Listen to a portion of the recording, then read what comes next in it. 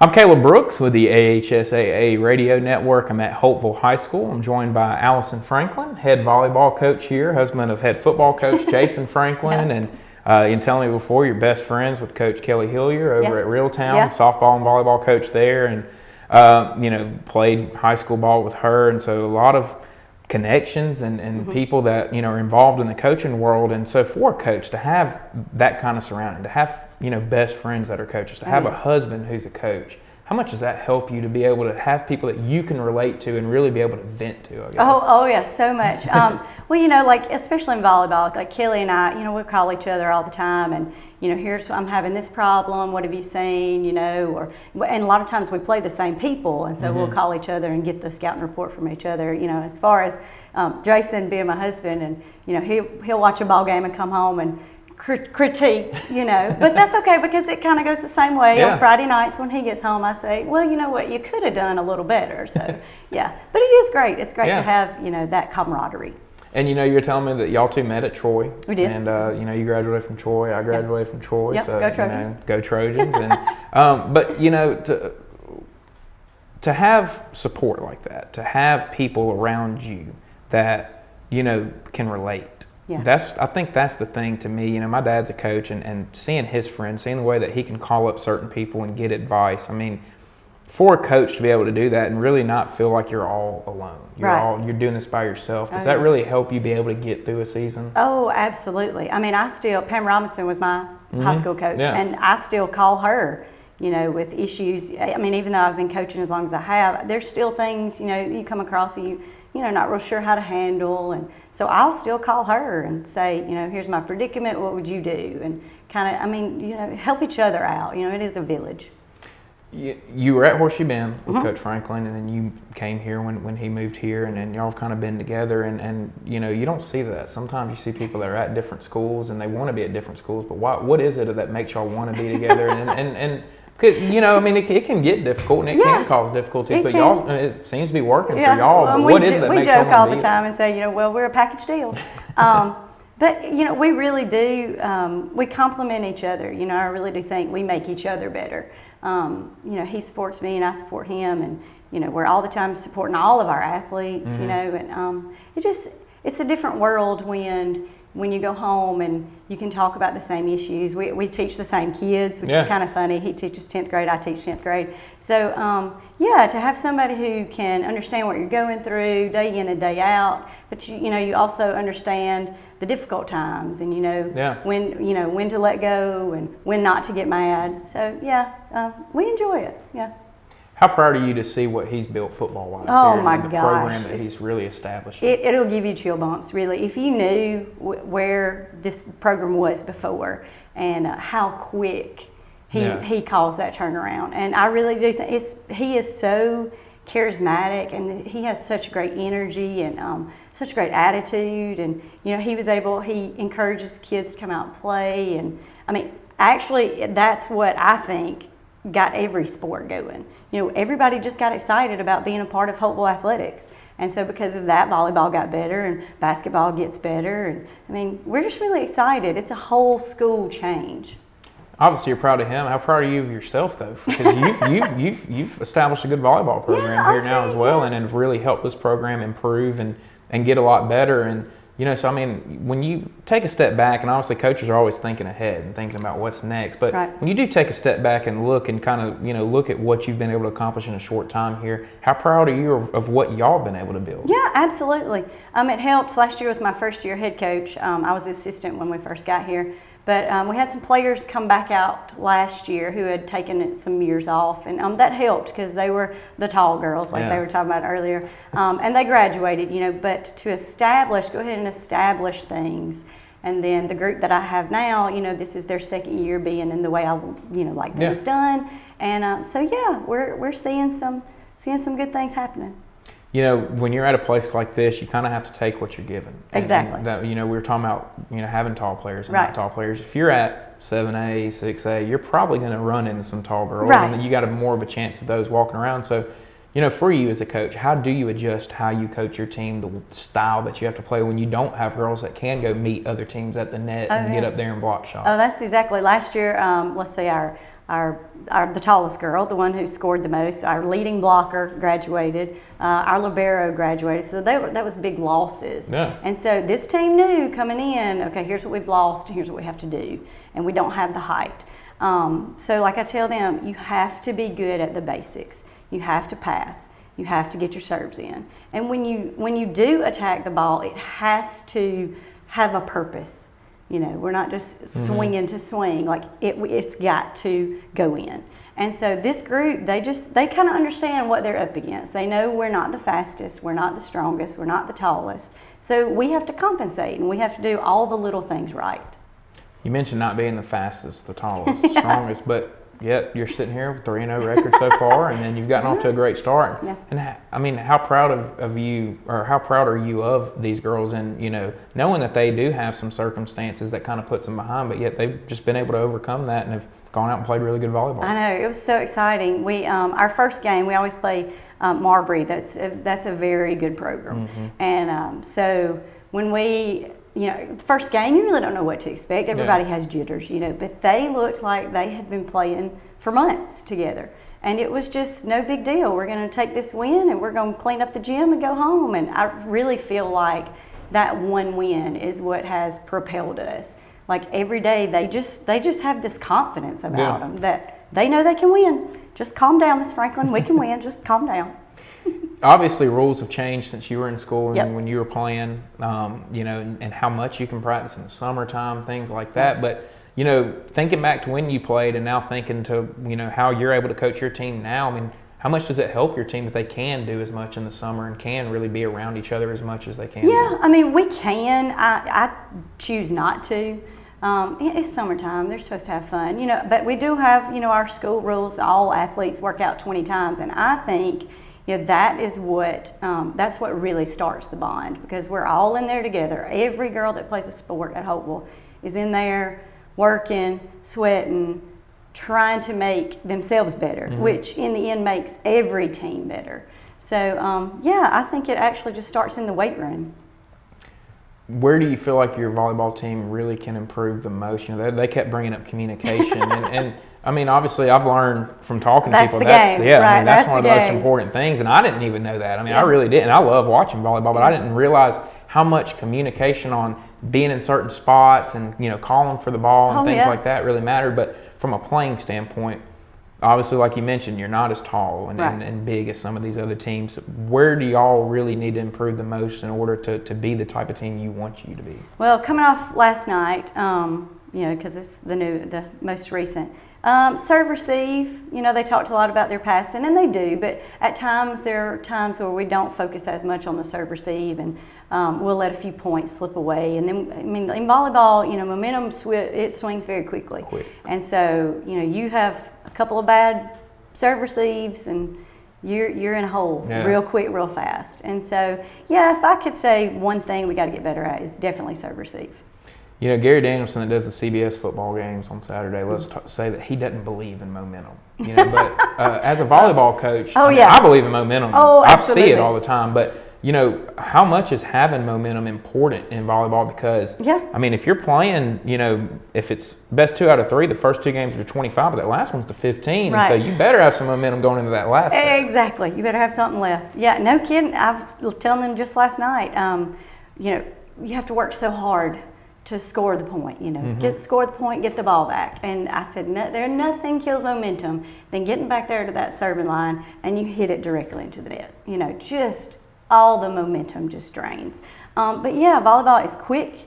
It changes quickly, but that's the great thing. Like last night, they were down 8 points in the second game, and I thought, oh great, here we go. But they looked at me and they said, don't worry, we got this. And sure enough, you know, it just takes one little spark from one of those little girls, and it's just, the whole game just changes. That's got to also make you feel better as a coach that they have confidence in themselves. They're going to come back in games. It'll drive you crazy. Yeah, I mean, it will, but, you know, you get a lot of high school kids that, especially nowadays, don't know how to come back. Yeah. You know, they're used to being able to flip off the video game or turn off the computer and restart. Oh, yeah. And so to have a team that can get behind like that and just look at you and say, look, we're good. Yeah. How much easier does that make your job as a coach? Oh, I don't know about easier. Stressful. It's so stressful.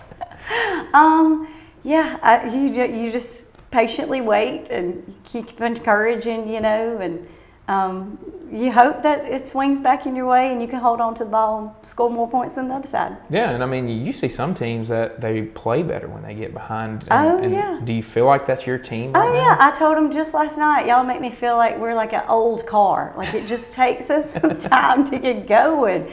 But once they do, man, they're fun to watch. They are just, and like you said, they're not the team that's just going to slam it in the other one's face. They're just so fun. They're really, and so encouraging to each other. And that makes a huge difference. Win or lose, point, if somebody shanks the ball, they're always, it's okay, we got this, don't worry about it. And, they talked about how this team has a great bond, has a family atmosphere to it. And do you see that as a coach looking at this team from the outside? And do you really see that with these girls? Well, there's a lot you don't see. But like when we started, I told them that the best part of your day should be at 3:30 when you step on that court. That's the best part of my day, is when I get to be in there with them and we get to have fun. And, we do try to make practice fun. But yeah, it's just being with each other and knowing that somebody else has your back. If you shank a ball, it's not the end of the world. And somebody's going to tell you it's not the end of the world. It's okay, we got this. Seasons can get long for some teams. And obviously you want to keep everybody up, upbeat and everybody, wanting to come every day. And so how do you do that? I mean, how do you adjust practice? How do you adjust your practice times? I mean, things as the season goes on. Well, in volleyball is so different because you do play multiple games per week. And so we do try to, if we can take a few days off, we do try to get our legs back under us, and take a few days off. But during the season, we shorten it and, just work on at practice the things that have been bothering me, the things we got to get a little bit better at. Or sometimes it's just, here's what we know about the next team, and so let's make sure that we're changing our game plan to adjust for that.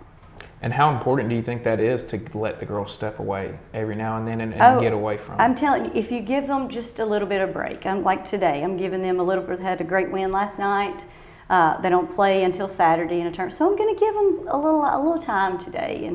And you'd be surprised at how Thursday when they come in, they will grab the balls before I say let's go. Like I will have to fuss at them to tell them to put the balls up. It's not time to get the balls out. I mean, that's just the way they are. Just a little bit of break, and they'll be ready to go. And as the season wears on, especially postseason, do you think that is something that can really help a team? We talked about the bond. When you're around each other so much, especially with girls, just because, I mean, I hear about it from all the teams all the time, talk about drama. Yep. But, especially with girls, though, I mean, you do have drama on most teams, and it's just the way that it is. Right. But when you give them that break, do you feel like once postseason hits that those breaks really can pay off, not only just for rest and things like that, but for the bonding of each other, not being around each other all the time? Exactly. Yeah, I do. Like last year, for example, you can tell that it's a little different when they're not ready for the season to be over. When they'll say, I don't want it to end. Can we do this? Can we do that? Can we practice some blah? So yeah, I think, like you said, just knowing that the season is long. If you want to go the full way, then you've got to be able to give a little bit of rest, and hopefully, like you said, they'll come back excited and ready to go.